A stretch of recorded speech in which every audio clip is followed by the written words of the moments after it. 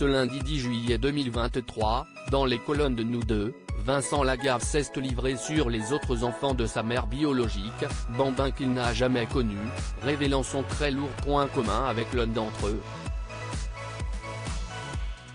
CIST dans une autobiographie qu'il a racontée, il y a quelques mois, l'histoire de son enfance, Je m'appelais Franck, parue aux éditions Exo.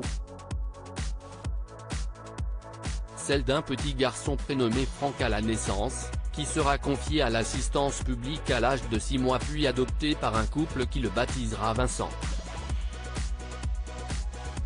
Dans les colonnes de Nous Deux, ce lundi 10 juillet 2023, Vincent Lagave est revenu sur ce récit et a dévoilé le lourd point commun qu'il partage avec un de ses petits frères biologiques, né d'un autre géniteur.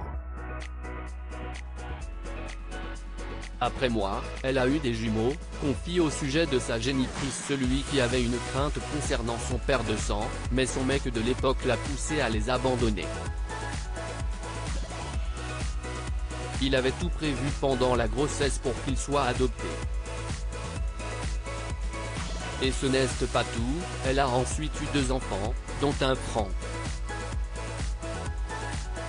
Mais le miracle qu'il espérait ces derniers mois n'a malheureusement pas opéré, malgré la sortie du livre, aucun de mes demi-frères ou sœurs ne cesse de manifester auprès de moi. Mais celui qui a retrouvé l'amour après son divorce de Véronique a tout de même pu rencontrer sa mère biologique, Lucienne, dans la région bretonne, même s'il a finalement passé le pas il y a 10 ans seulement. Il s'explique, j'avais des questions dont elle était la seule à avoir des réponses. Étais-je l'enfant issu d'un viol ou d'un inceste? Heureusement, ce n'était pas le cas, car j'aurais fait une connerie et fini ma vie en prison.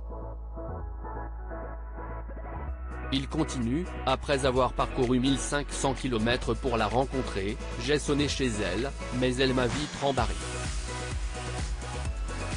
Je suis retourné dans ma voiture, prêt à rentrer bredouille et ma femme m'a convaincu d'insister.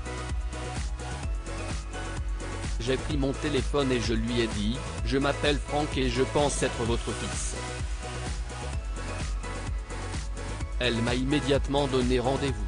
Les choses n'iront pas plus loin après 6 heures de discussion en tête-à-tête, tout, ou presque, étant dit, ce fut la première et dernière rencontre jusqu'à maintenant.